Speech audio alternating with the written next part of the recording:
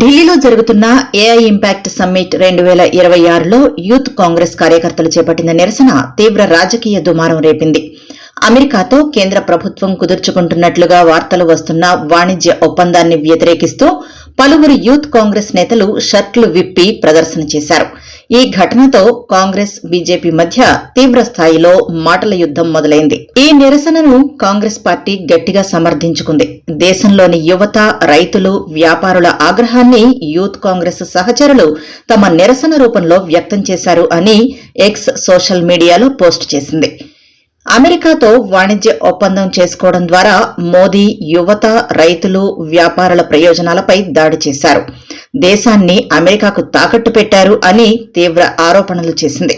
నిరసన తెలిపే హక్కు రాజ్యాంగం కల్పించిందని, ప్రజల గొంతుకను వినిపిస్తామని పేర్కొంది.